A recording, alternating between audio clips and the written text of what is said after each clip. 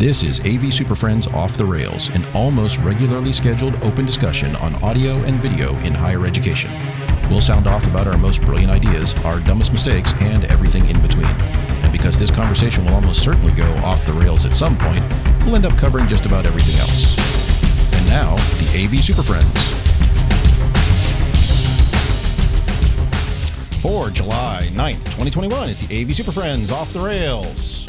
Welcome back, everybody. Time for another Friday afternoon podcast adventure. We are back on Fridays. Snuck in an extra show in this week due to some weird scheduling stuff during the summer.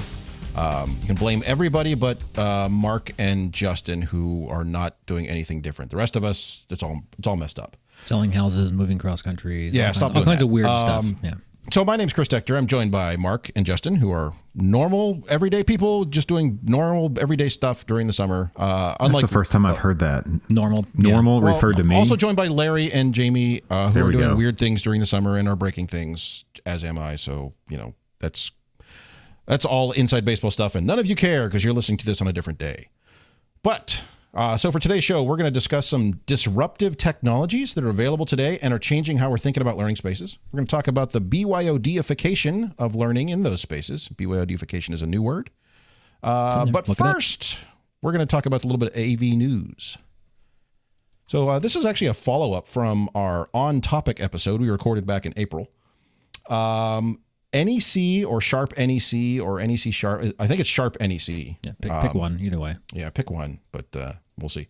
They have announced a new display, which you say, okay, well, people do that all the time. What's interesting about that? But they announced a new display that has an insert module, an insert card that it's not OPS, it's the new one, SDM, but same thing. It's a little Intel standard for input cards and output cards, but it supports NDI and Dante on the same card and over the same network jack, apparently. And if this works as way as it should, if this is the harbinger of things to come, I win the bet. That's what it comes down yes, to. this goes back to our On Topic from April, where we talked about, hey, what's coming? What are we looking for? What's going to be exciting? And it's like when you get to a generic kind of single cable,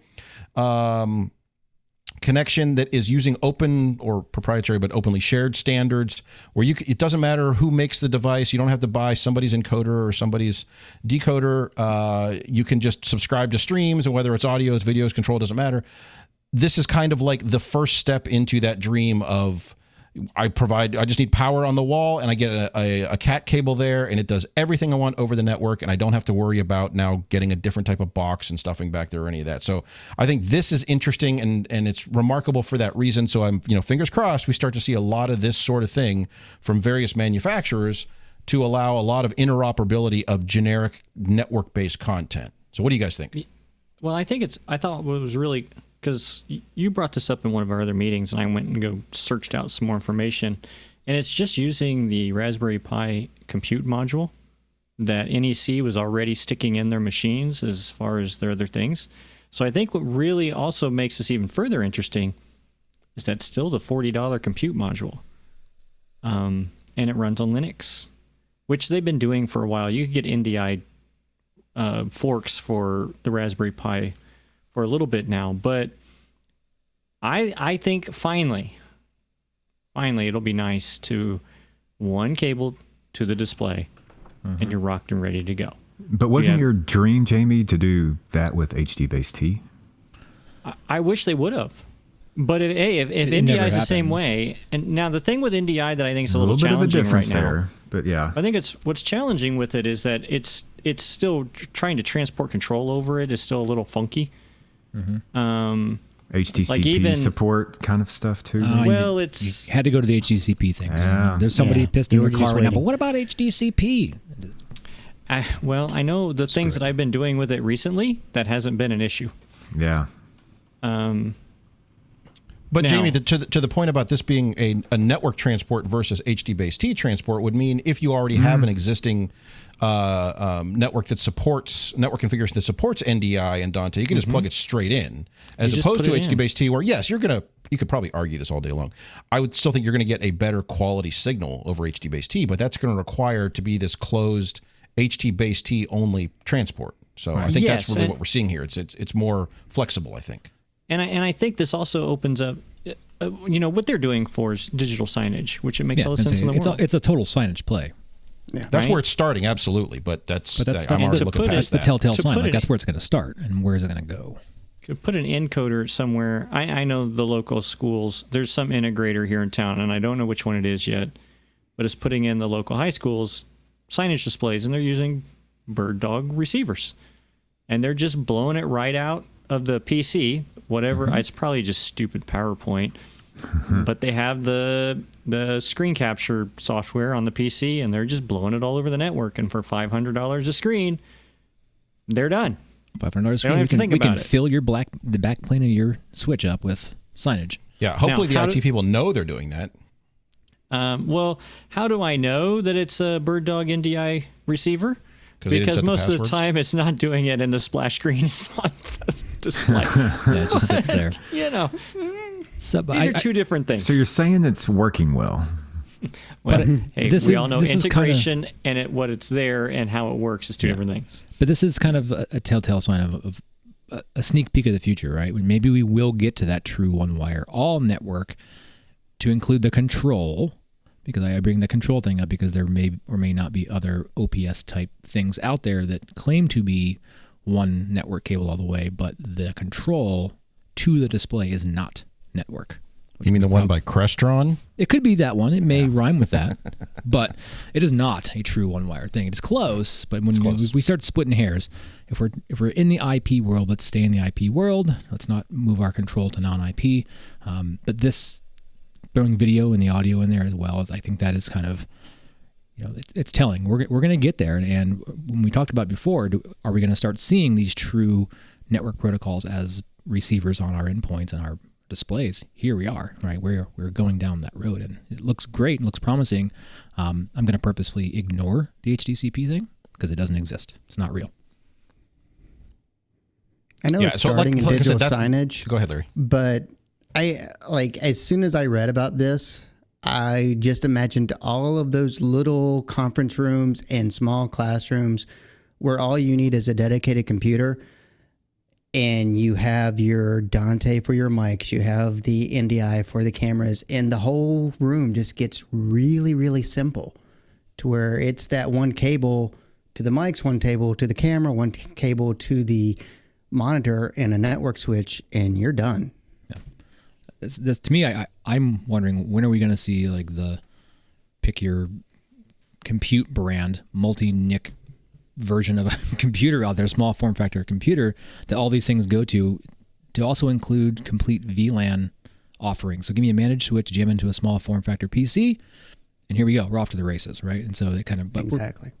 We're getting there. All the parts are there. Mark, you raise a good point. If you're using one of those small modules and you have a PC, you still need that PC in most cases to also be able to touch the standard corporate LAN or live on a different VLAN for user management and user level access, not necessarily crossing streams with your unless you're in content. Western Kentucky. I've heard that they can do wild shit on their network where they there are things coming with the ability to kind of on the fly and dynamically assign VLANs based on which port you're plugged into and that sort of thing. And that's not outside the realm of possibility, and there are test environments where that happens all the time, but it still requires hey, if I'm just going to, from a network perspective, if I want someone who can access their Blackboard course or their Canvas course or whatever, but we're also doing network, I probably don't want those on the same NIC. So either need, like you said, a small managed switch that fits in there, or a multi-NIC PC, or now we're doing an outboard one on USB. And there's ways to do it, but it's not quite as elegant as we'd want.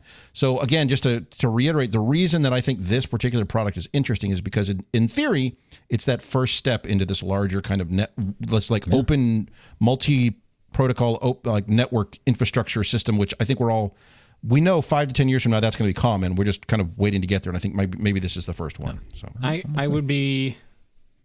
I will know when we'll know it happens when you see it in projectors. Well, so I get this for digital signage, but you all would put this in your classrooms and have that content restricted. I'm probably not, because that would be, we would get a ton of support tickets. Hey, I've got a black screen. We can't show this content that I need to show to my class. Why are you trying to watch Netflix in your classroom?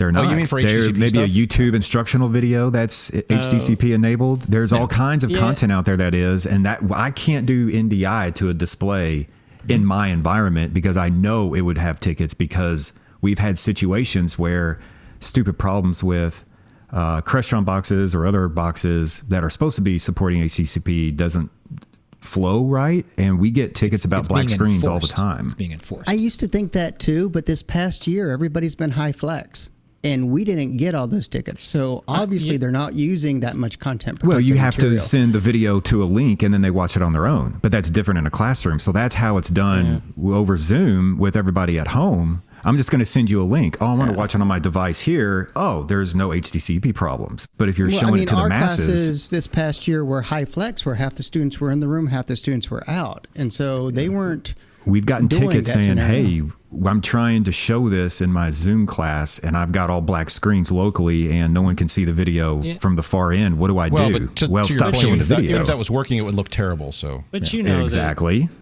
But you know that even with, if you had the traditional HT-based T, the Valens solution, whichever brand is it's under, the Valens solution, I've had that same issue there. We've had that same issue with just plain old HDMI switches.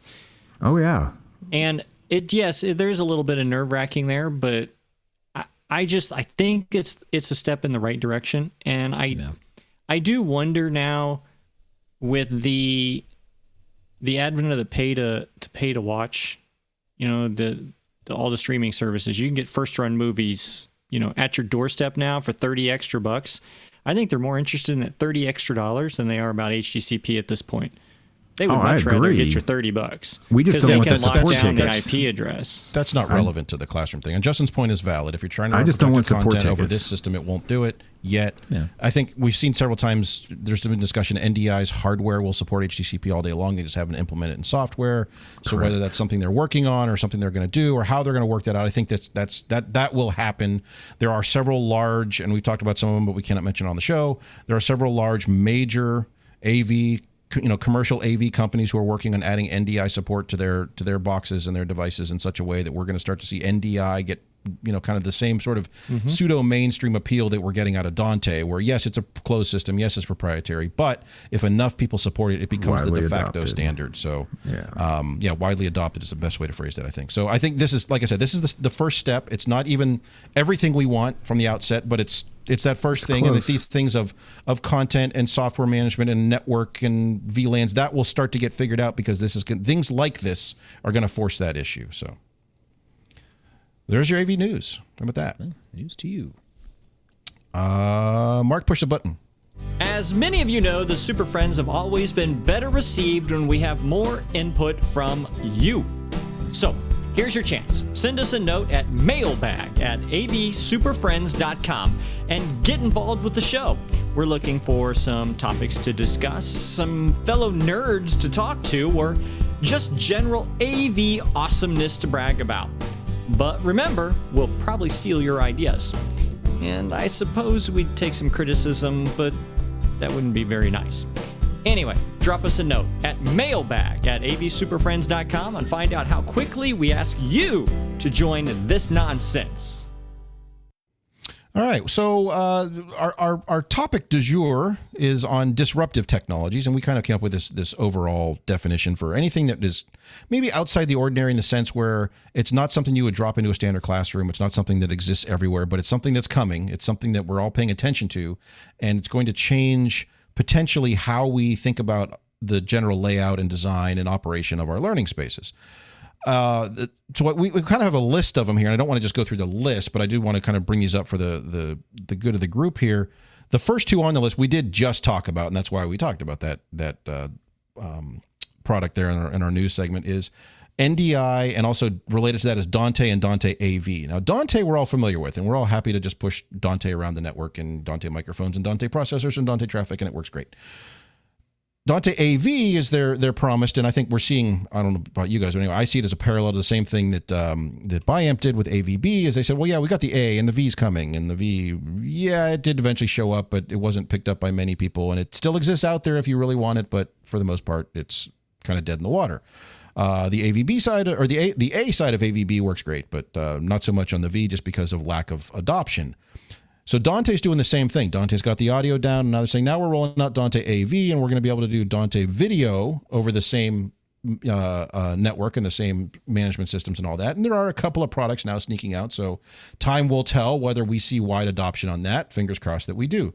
But in the meantime, we have this thing called NDI, which started strictly for kind of the production world. And as Justin just mentioned on our last segment there, it doesn't do well with HDCP, and yet maybe it will eventually with all would need would be a software update to potentially support that, but it's probably licensing fees and lawyers involved and all that fun stuff. But NDI, regardless, is sneaking into commercial presentation AV more and more and becoming more of a real thing. We should probably be paying attention to this sort of thing. So the first two on this list of what I would call disruptive technologies are these. They're proprietary, but yet they're widely adopted and open in the sense where it doesn't matter what brand thing you're using or who's the camera, or who's the encoder, who's the decoder, and they have software decoding and encoding as well. So now it kind of turns your PC into the send or the receive for this.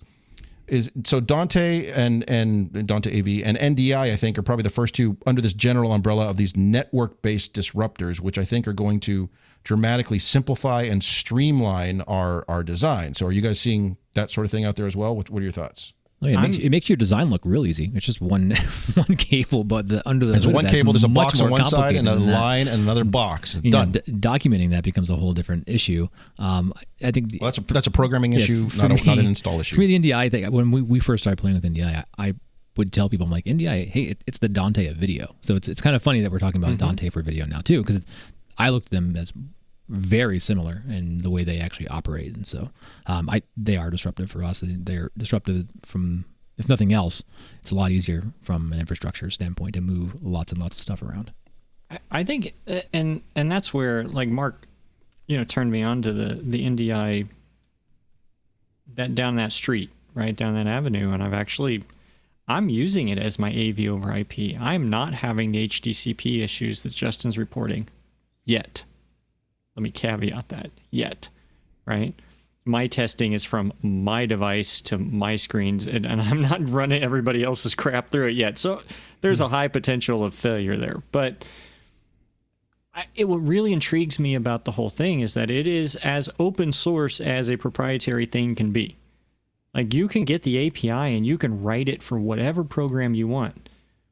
And I find that fascinating. I think it's cool that you can test it out for free with just a PC or two on your own Switch. You don't have to buy anything crazy, and it's relatively inexpensive. And the video it can be professional grade, but for the most part, to have bandwidth efficiency, it's adequate. And that's what I'm always looking for, is adequate. And I don't have this thing. If it says it takes NDI, chances are it's going. It's going to. It's kind of like Dante, right? Yeah. And that's been the beauty of Dante over the last few years. Like, if I buy a Shure Dante thing, and I buy a QSC Dante thing, and I buy some Crown Dante thing, chances are I'm going to plug all these things in. They all populate in the controller software. I click my little cross point, and magic, I have sound. And NDI, I'm finding, it's just missing kind of that controller piece. It's really close, but it's just disruptive when you show somebody for the first time who's never experienced it, and you put the software on your laptop, and then you show them like it's spitting out over there. They're just, to get their mind around that, how it can be a source and a destination all at the same time, just blows people's mind. And then I think looking at it as, the Dante side, it's kind of like these Oracle technologies, right? I can take all these different pieces and let me stitch them together for you and have a common language, and we can kind of make it all work. That's kind of where we're seeing these go, is it's not this massive amount of cabling and engineering. It's just like, here you go, take this cat, plug it on a high bandwidth network, and you're off to the races. I think one of the reasons that I see it as a disruptive technology isn't so much as the hardware, because that's obviously there, but the in-house integrators at a lot of universities, this changes that paradigm completely. All of a sudden, they need to start having network engineers on their staff, or at least available to them. So all the groups that they're not part of the IT department, they're going to have to figure that out real fast. Oh yeah. It will force you to rethink the way that you do transport if only from a broadcast perspective alone. When we look at our refresh and things like that, I'm like, man, I could save multiples of thousands and thousands of dollars building around these new virtualized, mixing and switching pieces and using all NDI back, transport. It changes that real quick. And what once cost millions and millions and millions of dollars is made much cheaper. So it's definitely a disruptor and a beneficial disruptor as far as a budget standpoint.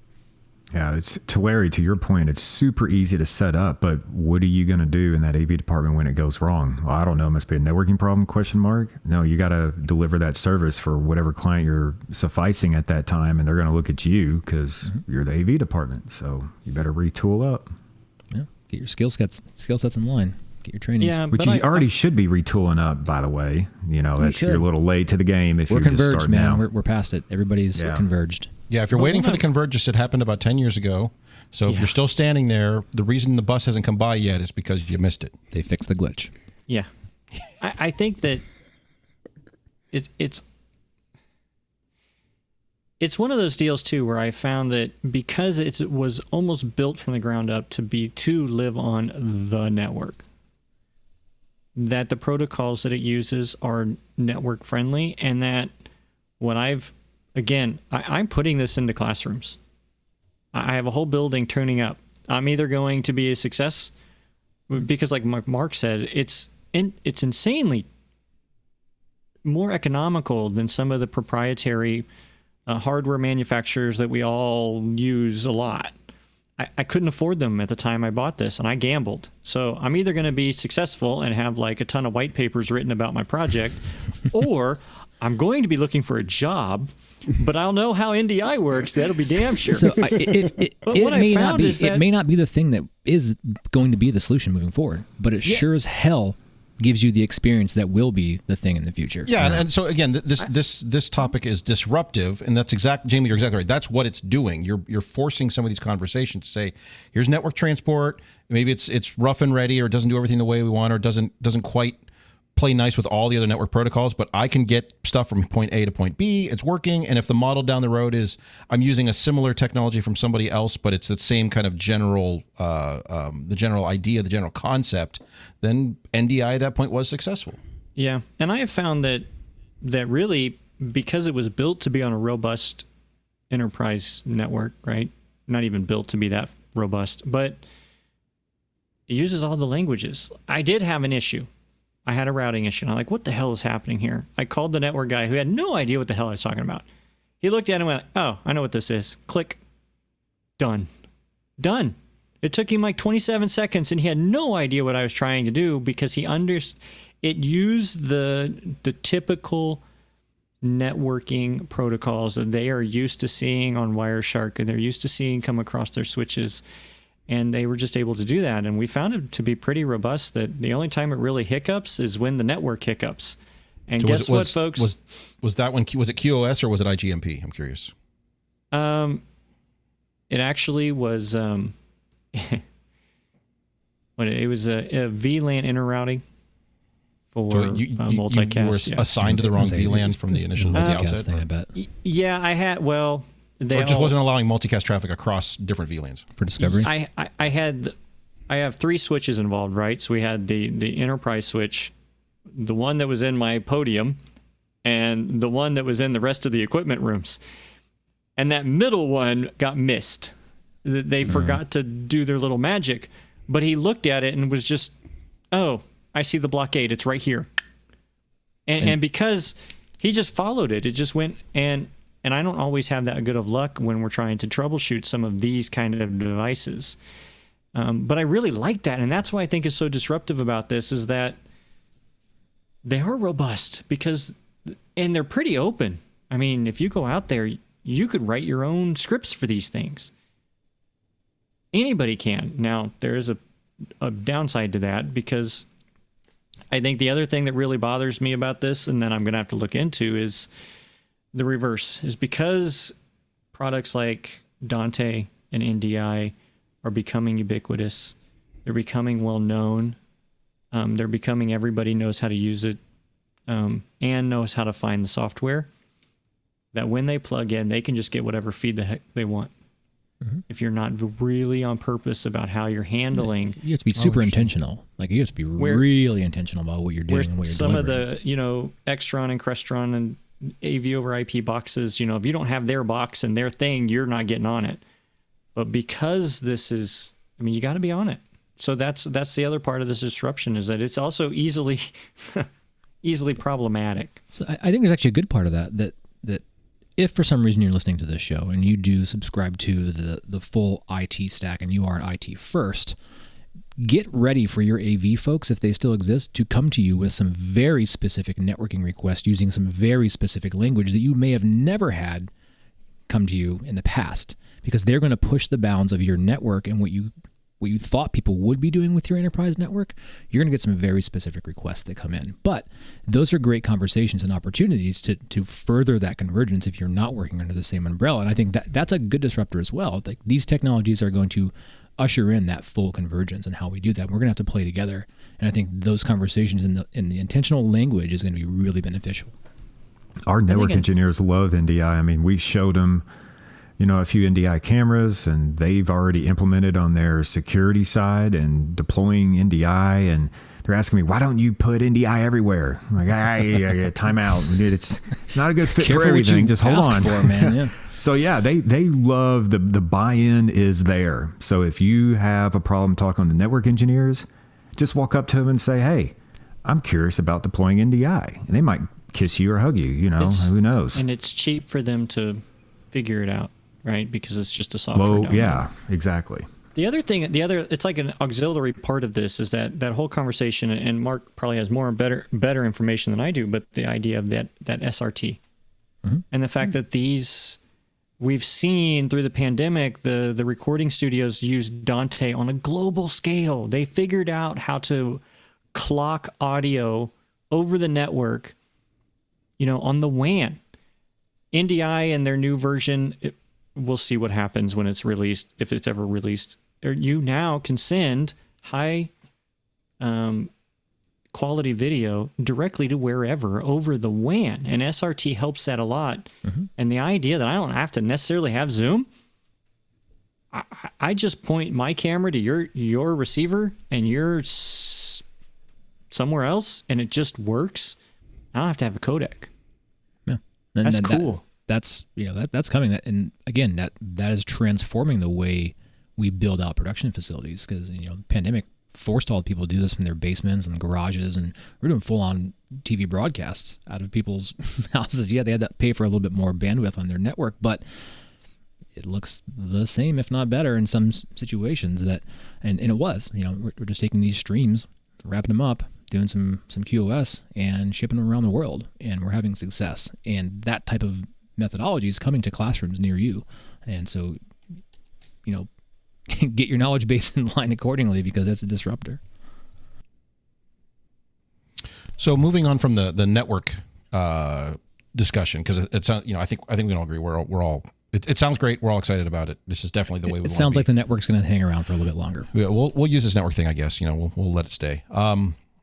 Whether or not it's NDI or Dante AV or whatever it might be, but 5 years from now, that's how you do a space. That's why would you do anything else? So the next one I want to bring up from a disruptive technology standpoint is these cheap, I guess relatively cheap, inexpensive methods of doing affordable on a wide scale, affordable and high performance as well. But the methods of doing whiteboard capture.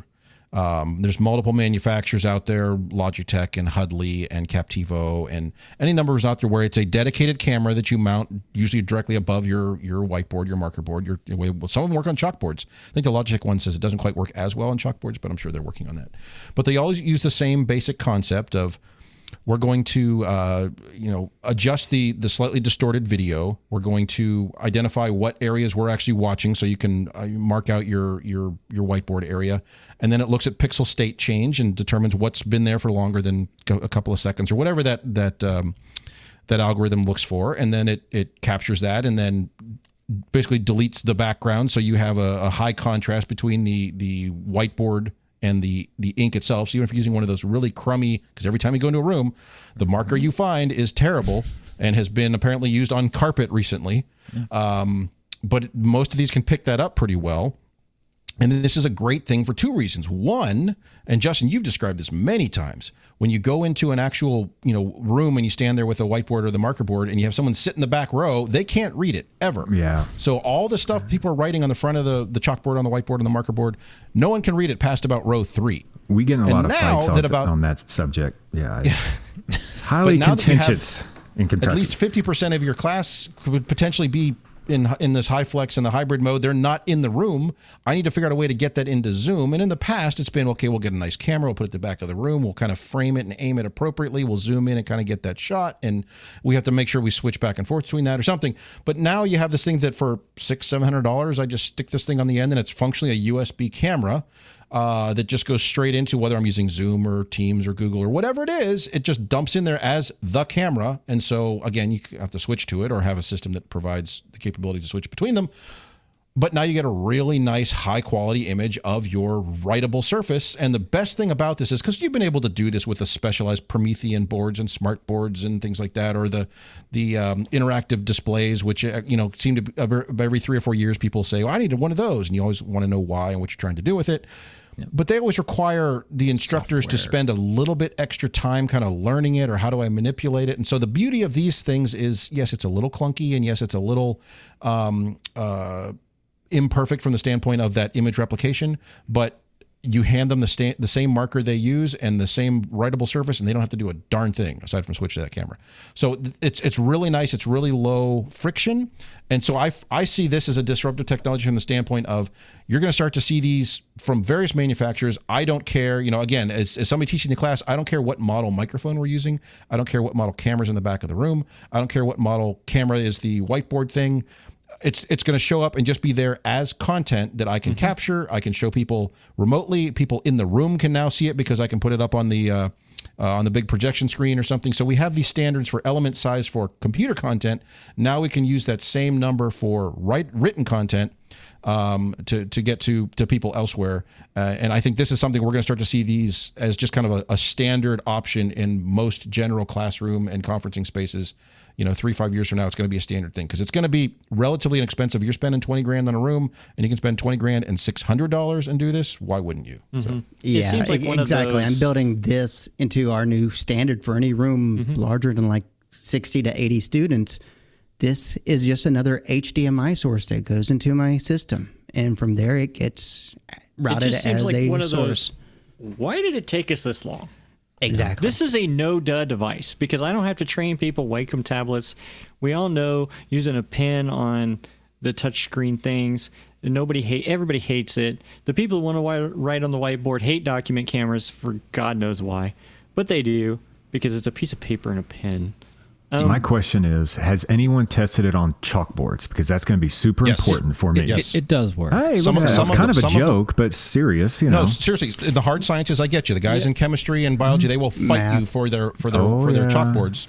Yeah. But yeah, some of them. So check with the manufacturers. I want to say Captivo has like a chalkboard mode. I think it's Captivo. Like black and white versus green and white kind of thing. It can figure out the difference, but the Hudley, I'm pretty sure does it. Logitech is the one, if I recall specifically, said it doesn't, but kind of but this is also release 1.0, so give us some time, because technology's there. So as long as there's contrast between whatever you're writing with and the color of the writing surface, it should pick it up. So yeah, but you'll have to make sure that's now part of your room checks, that you clean the glass and those chalkboards, because that lens is going to get filthy. Yeah, two things on this whole thing is, like, I think, to me, it's super intriguing, right? And then, but there's the devil's advocate side of this, where I'm saying, does it matter if, coming out of this world we're in, where people are at home, one of our biggest requests was document cameras with USBs on them.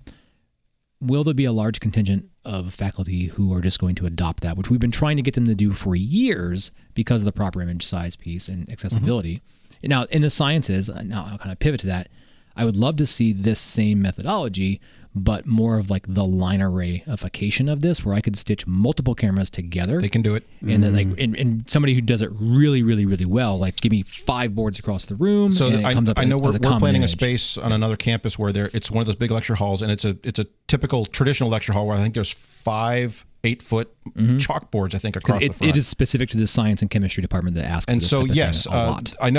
I know for sure Captivo will do it, but you need obviously 4 cameras, and it will identify, okay, the pixels are changing on whiteboard 2 or chalkboard 2, and we'll capture that, and then nothing has changed there. But now it's changing on number 4, whoosh, and it jumps over to it. So they still have to select like one camera, but the camera is now this super ultra wide. I have not seen that in action, but my understanding is yes, they will do it. I'm pretty sure Hudley said they're working on that too. So I'd love to see where I can do stitch 2 of these multiple together cameras as one frame, not as a switch. I want take multiple, and yes, that becomes a pixel problem. I get it. Yeah, how would you see that though? That's the tube technologists. Let them figure that out.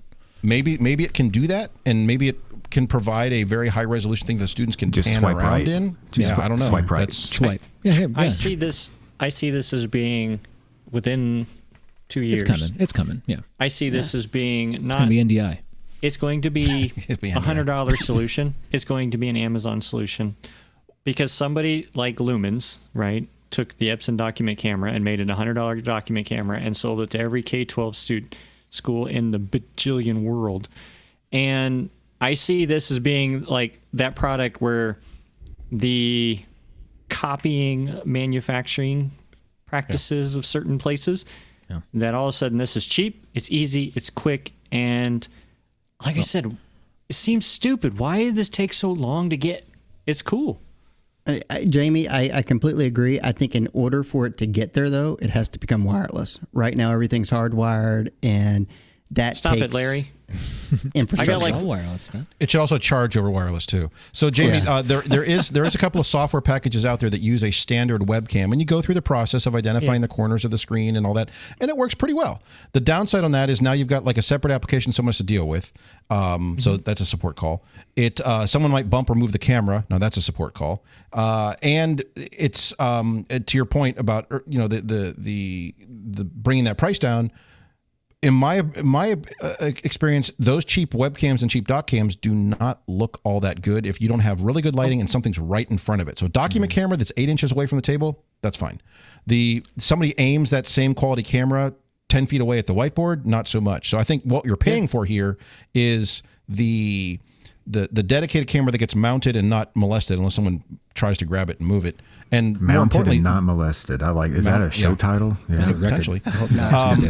But the other thing is they include the transport side, so whether it's either network or just straight USB, like an integrated USB extender, so it simplifies that. So from an integration standpoint, I'm okay with these costing a little bit more, but you're right. The technology is there that we're going to see these come down in cost to the point where some department's going to go by, hey, we bought a bunch of these whiteboard of magic, what's your term, the all-in-wonders. And it's not working well. And you're like, yep, you got the one that was on Amazon or CDW for $149. You got the Kirkland brand copycat, but the copycat sometimes. But I think we'll see that. We'll see that the technology come down.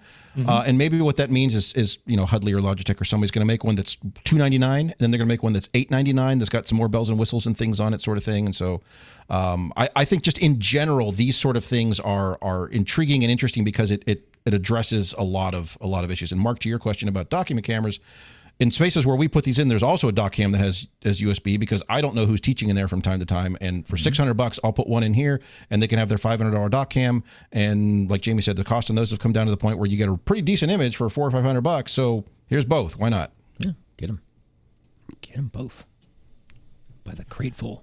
All right. So the next thing is also camera related. Now, we did just talk about this on a recent show with the idea of PTZ cameras, and but more importantly, the idea of these ePTZ cameras, which have have improved dramatically to the point where now leveraging a high resolution raster, they can move the actual image capture frame around within that, and so you have a camera that doesn't have a big motorized head. It's not visibly distracting, and it's also brings the cost down on that. And yes, again, a bigger camera head means a bigger lens, means a bigger sensor, means more light hitting that sensor, means a better quality image every single time. But again, for a disruptive standpoint and Larry, like you said on the last one, hey, I'm planning for a new building. Every one of these rooms is going to have one of these whiteboard cameras.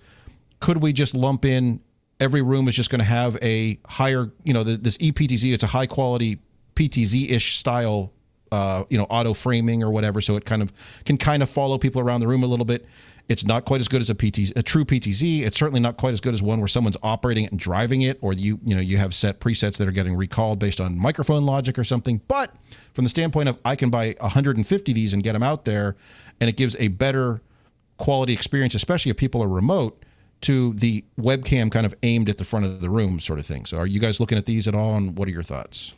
I've been a big fan of ePTZ for a long time. I think what drives me the most bonkers about some of them right now, like the Logitechs, and even Dell has a new one, and some of these, is that they're so driver dependent on the computer software. I'm a big fan of the ones that aren't. For instance, the one from a few years ago, Panasonic's HE2, and then whatever the new one is, that HE4. Some of the PTZ Optics ones that are just the image block, right? And most of the brains that are needed are inside the camera itself, and you don't have to depend on some kind of crappy driver or software package that may or may not work with those are what drive me nuts about them. But the idea of an ePTZ and the flexibility they give you for just pointing one box in one direction and you get to move it around, I love it. And I wish people would embrace those more. I hate software packages that suck. And it seems like a lot of those have those. And I've been impressed with the leaps and bounds that the auto framing in these things that I've seen lately. I've played with auto tracking and regular pan-tilt zoom and everything else in the past, but I've been through a couple of demos recently where I think the ePTZs, they're doing some really cool stuff with that. I'll tell you what, I like these way better than the ones where they're stitching together multiple cameras. Oh, yeah. You always see that weird tear in the middle of your screen somewhere. Yeah. Like the OWL cam that everybody puts in their classrooms? Is that what you're talking about? Well, there's one of them. That one hoots at you. Oh, yeah. Jabra has a line that I can't remember the name of the company they purchased. Panavision or no? Panavision. Yeah. Was it Panavision? No, not Panacast. Panacast. Thank you. Oh, that's one. Yeah. So it's interesting technology, but yeah, it's distracting to see that. It's improved over the years, but it's, yeah. So, all right, the last one is kind of our big one here, is this idea of the PC becoming kind of the center of the universe in classrooms. So over the last 16, 18 months, everything is trying to get to the PC, whether you're running Zoom, Teams, Google Hangout, whatever. You need to get all the content into the computer. So Mark, as you mentioned, you got the dock cam, been trying for years. Hey, it's got USB. Use that darn connection, darn it. And people still don't do it. If we're putting a whiteboard camera in or a PTZ camera in or whatever, we're just trying to get it back to USB at some point so it ends up in the computer. So now we're kind of back to this model of making sure we have a computer in the classroom that we control, and that because we need to ensure that it works with everything. But it's disruptive in the sense where for so many years we're kind of talking about this idea of removing the computer or getting rid of that, and we don't want any of that kind of lower, I don't want to say lower quality, but maybe lower bandwidth or that step down in what we would consider high quality audio and video, because it has to get to the computer. But now it needs to be in the computer, and we're going to start looking at system designs instead of like the first thing I need is this giant switcher that takes all the inputs and outputs and has all the processing and audio. And like, no, I need to get it to the computer. So my computer needs to have 8 USB 3 ports at full bandwidth, not shared on, not on a shared internal hub on the computer. So what are you guys seeing for computers? Justin, you're doing a lot with Zoom Rooms, which means that all has to get back to the computer. So how's that working? Well, we have 2 computers to manage now. So that's my clarification. Are we talking about one computer in a classroom or 2 computers? Oh, man. One computer? See, Zoom Room is not a computer. It's an appliance at that point. It is it is a computer because that's not how we're treating it. Because we're imaging, side, it's Windows licensing, it's updates, but from and a client-facing side, it's not. This is how it becomes the disruption. We fight over this conversation. This is the disruption. This is it. So now I'm not specing a switcher. I'm specing 2 computers. Yeah. So it's so interesting at WKU right now because I was pushing for an appliance-based digital signage solution for a long time ago, 5, 6, 7 years. It's like, no, we got to have a PC because that fits our model because we have this imaging and it's supportable and da-da-da. I was like, okay, fine, whatever. So here we are today, getting rid of the PCs, going to an appliance because it's easier and cheaper. Hey, Justin, you ever see these digital signage players? I know, glorious right? idea. Amazing. Like $100. Exactly. Well, I Holds one know. out. Larry has one just in his pocket somewhere. I got to play the sales guy here. So now here we are introducing a second computer into a classroom that we have to manage and support. At the same time, we're thinking about taking away from digital signage. So, I don't know. I mean, I'm not the one supporting them. It's our department. It's big IT holding you down, man. They want to keep you. And it's fine. I get why we're doing it. Because it is cheaper than a full-on $10,000 codec that requires $5,000 in maintenance per year. I get it. When you compare it to that solution, I get it. But do you need that to do what you're trying to do? That depends, right? What's the goal? So most of the time the answer, Larry's shaking, is like, it's crazy. Like, no, you're right, Larry.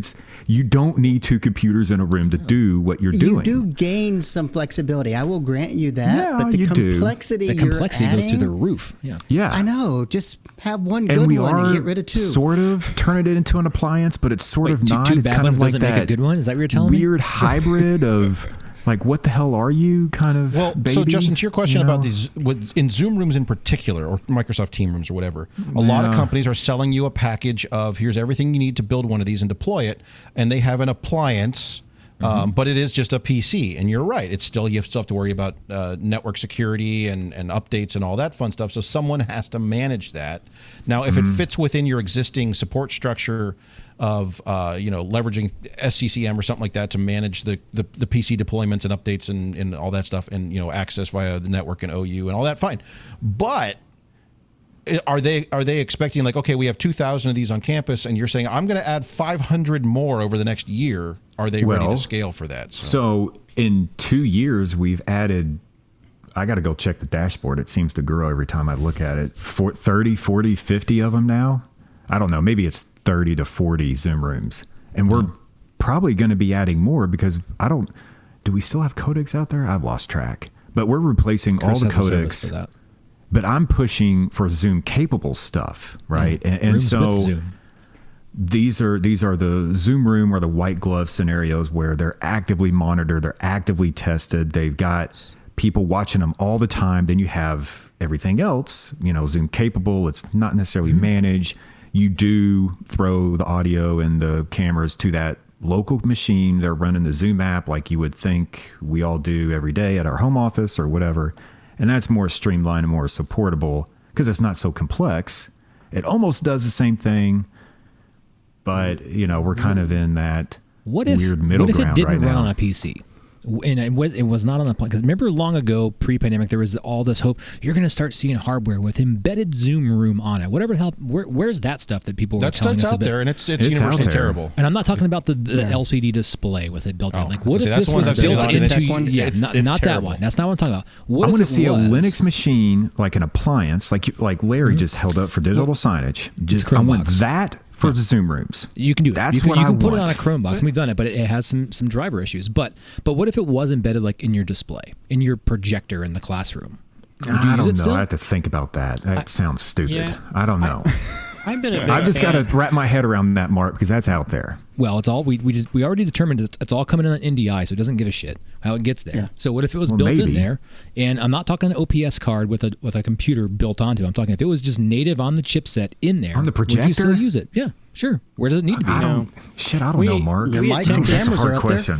So we use. I got to think about that. That makes my head hurt. We use the Kramer VIA boxes in a lot of places, and I did buy the model that does Zoom and Teams from it. And we've deployed it in a couple of places, and it runs into the same issues. How do you update Zooms? So it runs into the same issues that a lot of people's smart TV. You go to Best Buy, you buy your smart TV. That's kind of where I was going. In 2 years, it's you can't run Netflix there, right? because TV OS from Samsung, your TV doesn't qualify for the update. Whatever. So, Jamie, do the little Kramer VIA boxes you have, I didn't realize I did this. Do they have a Zoom client on there so that box itself connects to the Zoom call? Interesting. Yes, so the Kramer Plus, and I'm not trying to make a commercial here, it's just this is what I have, the VIA Plus.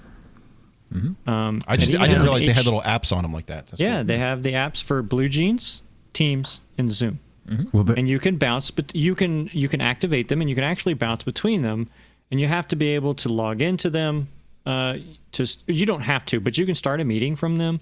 You can join. I deployed them, and I plugged in the Panasonic camera, and I just loved it. And I plugged in the Devio, and I just loved it. I plugged in some other things, and they just worked. The Phoenix audio thing. So I've got them in a few places, but they're a little cumbersome. They're a little slow. And if you don't take the time to log in with your sign in, or in our cases, with Enterprise, you get your 18 texts to make sure that it's really you and not the other you.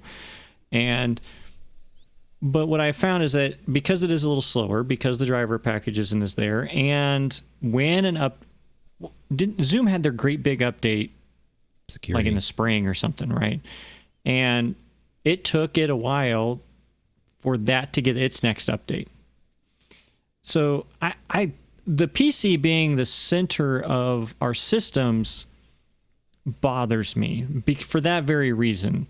I don't use PC. I'm a Mac guy, and I like to have my own laptop when I go teach in these rooms. That's just me. That's what I like. So, but I've always liked the idea of having a PC in there for anybody to use, and it's usually got the standard deployment of software that most people use for their shit, right? So, but we had some desktop support people at one time said, well, we can use it as a video switcher, and we can use it as this and that, and I was like, no, because when you do an update and it breaks something, the whole thing is broken. And if that company gets purchased, it's done. I have no other way around it. Or it's more expensive. Maybe it's not done. If you were a Blue Jeans user, I don't know if they actually had these, but let's pretend they had a Blue Jeans room system. Blue Jeans users, I don't know if there's any of those either. But let's pretend. There are literally dozens of us, Jamie. Yeah. Let's pretend that you did this, and it's equivalent to today's Zoom rooms. So you had Blue Jeans. When Verizon bought them, do you think those things still work? I'm really terrified in this Zoom rooms. Teams rooms, not so much, because Microsoft will ruin it in some other way.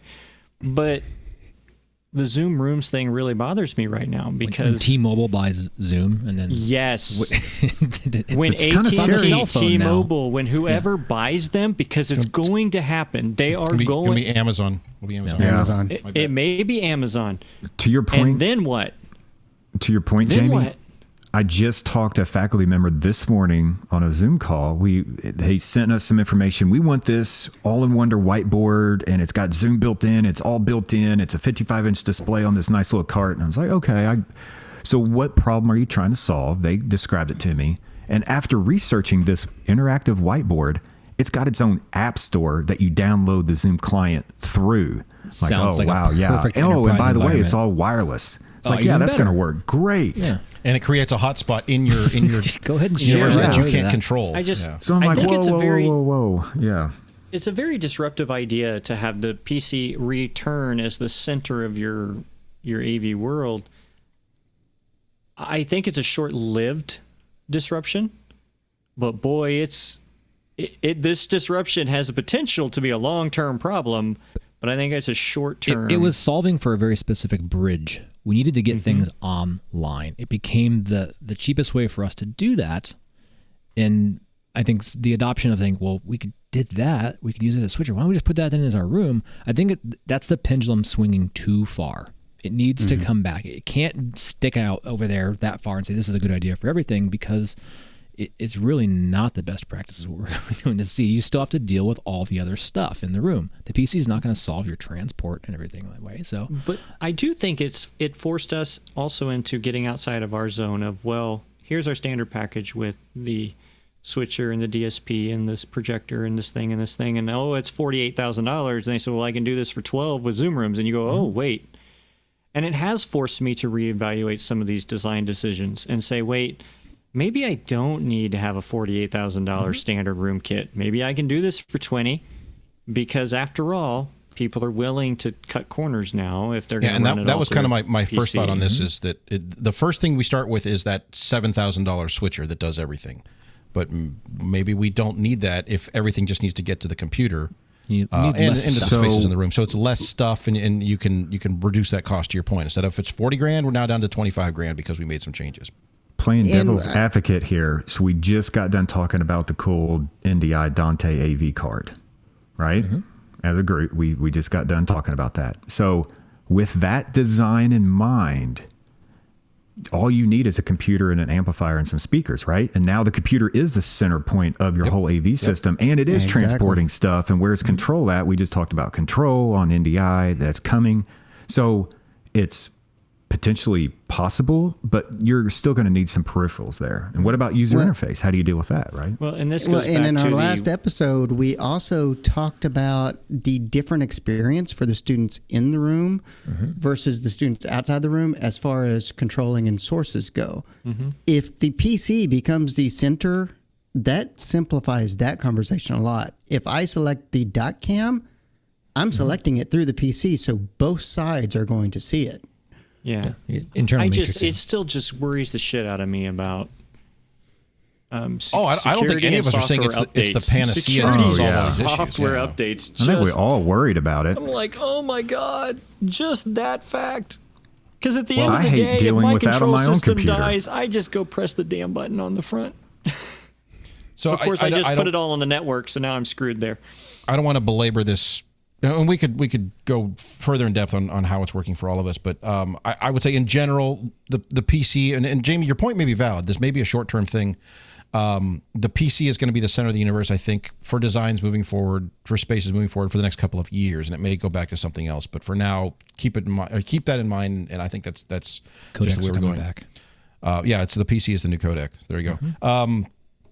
So I do want to get into the content side of things real quick. We mentioned it a minute ago, but before that, Mark, push that other button. There's a great new digital magazine from Higher Ed AV Media found at higheredav.com, and we do a special monthly show where we actually stay on topic. It's a show where we try to really focus on a single topic and break it down into AV SuperFriends style. That's AV SuperFriends on topic, found at avsuperfriends.com, higheredav.com, iTunes, Amazon, Spotify, Google, and wherever else you get your podcasts from. All right, so the last bit of disruption here, and I guess we've been calling this the BYOD-ification of learning, is not so much about the technology, it's about the content.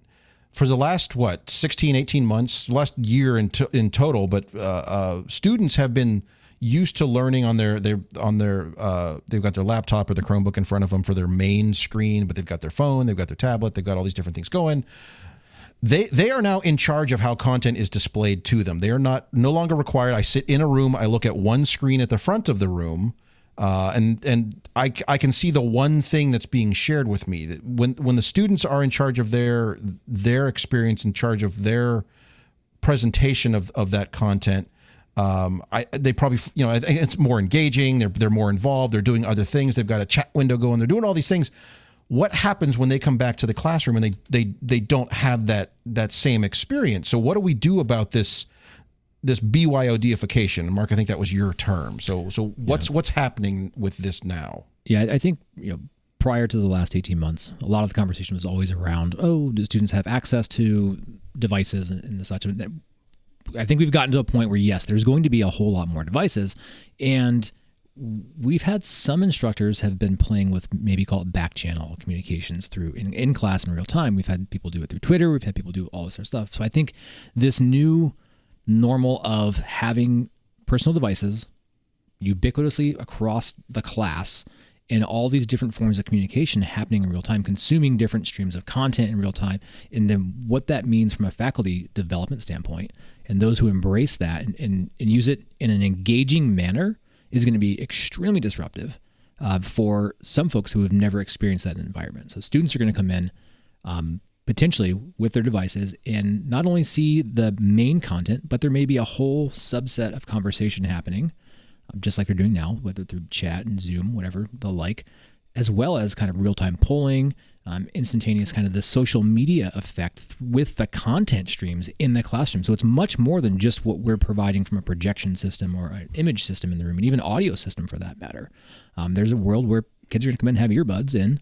They have pass-through mode. Yes, you can hear the instructor talking, but you can also hear other students, right? Mm-hmm. It's kind of the together alone philosophy of what's going on. So it's you're like going to have all Twitch. this. Yeah, you're going to have this kind of, the Twitch and that whole online experience happening in real time in the classroom, right? And so that has huge ramifications for our wireless systems in spaces, let alone just charging capacity for laptops, right? Do you design your spaces that need to have charging, outlets every seat?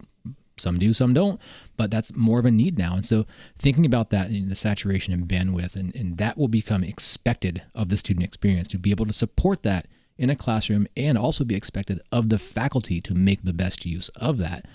So kind of how we go about engaging the different layers of technology with our faculty and that development. It's no longer just about basic room control. It's room and media control as far as the sender, message, receiver, and how you're doing it in the different ways that's happening through application layers. And so it's going to be interesting to unravel that and see where that goes over the next couple of years. I think it's been a really cool thing that's been kind of happening anyway. I've heard over the years, and you guys all have too, that students in class will share one Google Note, Google Doc, and they'll all take notes on there so that when somebody misses something or they need to clarify, they're doing it in real time. We've heard of that thing before. I think what's been really cool about this, and the fact that this BYOD-ification, is that every time we've heard BYOD, it's, well, I'm going to bring in my phone and I want to share it. I want to bring in my laptop and I want to share it. And what I've discovered is you just heard that, we use some of the Kramer VIA stuff. And I also have some of the Extron SMP 51s. And those relate in this one way. Is the people who are the biggest users of my Kramer VIA don't use it for wireless sharing. They're using it to rebroadcast. Yeah. And so that the end users are getting all of that stuff right in front of their face. Now, you can do that with Zoom, right? Some people are doing that, but sometimes people don't want to start up a Zoom call or don't want to play with the microphone and camera nonsense that happens with that.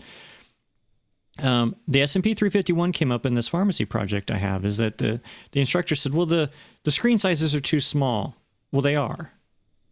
But I only have 9 feet of space. I can't really put a 24-foot screen in here.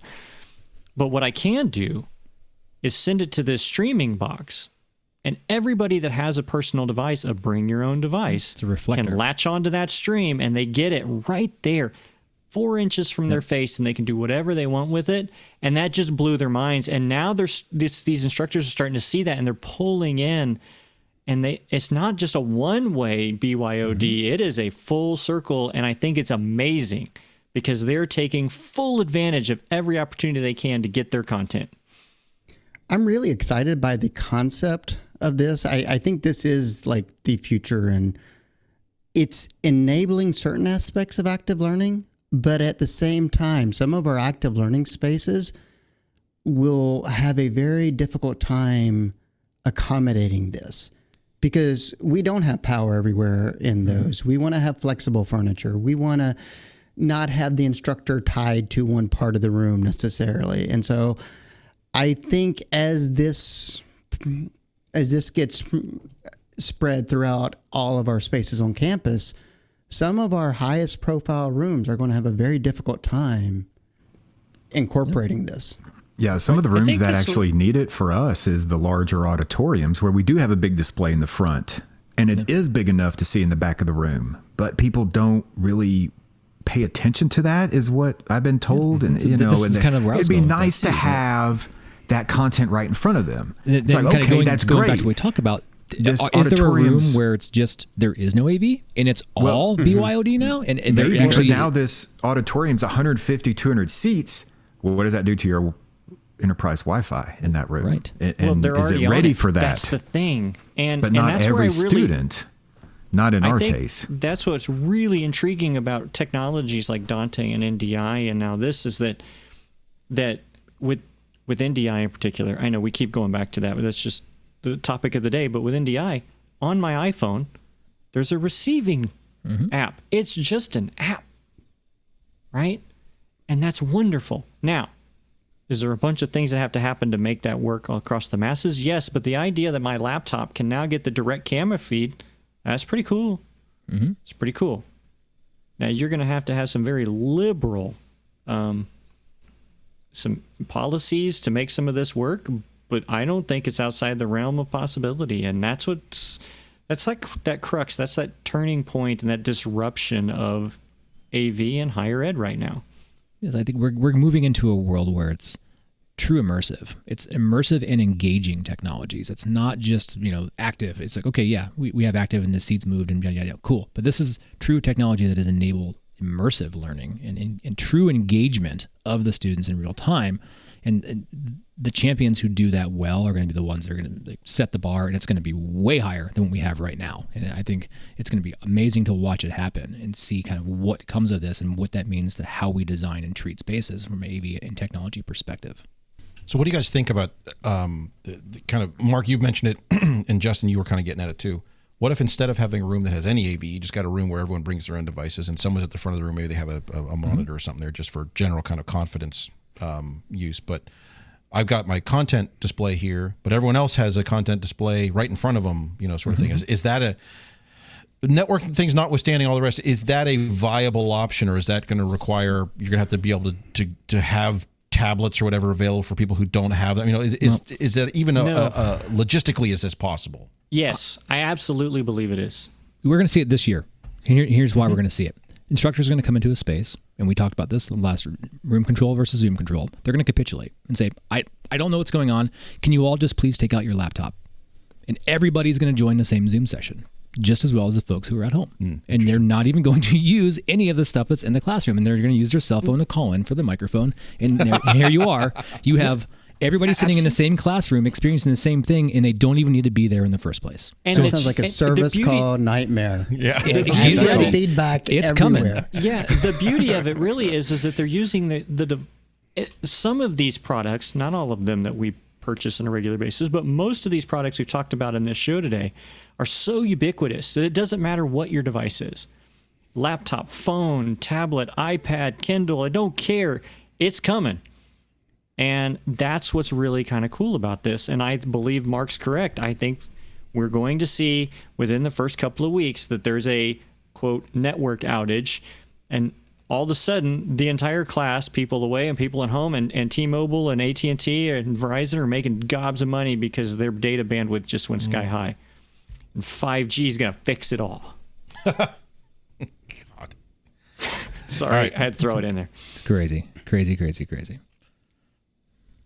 Well, I guess if you're not planning for this stuff, you need to be. This is coming, and it sounds like it'll be brought. It's not going to be a deliberate choice from an AV standpoint. It's going to be the instructors and the students, and I think in particular, are going to bring it in. They're going to, we've seen this in the past with general technologies. It's students and instructors bringing the technology in with them, which kind of pushes some of the designs and some of our deployments in ways we hadn't yet anticipated. But in this particular case, it's going to be they're bringing this stuff in and they're using it in a different way. They're using it the way they're comfortable using it, not the way we thought they might. But they're using it on such a large scale, it's going to push some of the boundaries of what's possible and what works. And maybe some of it won't work. Maybe some of it will fall apart immediately. But maybe that's part of the general advancement. So I think that's a disruptive technology, maybe just in the sense of disruptive use of technology. So, and just embrace it. Update your wireless. Just embrace it. Roll with it. Even if you say, well, that's not what it was designed for, rethink that. Because Don't you may limit find yourself. out that you're closer than you thought. But it's really cool. Embrace it and go with it.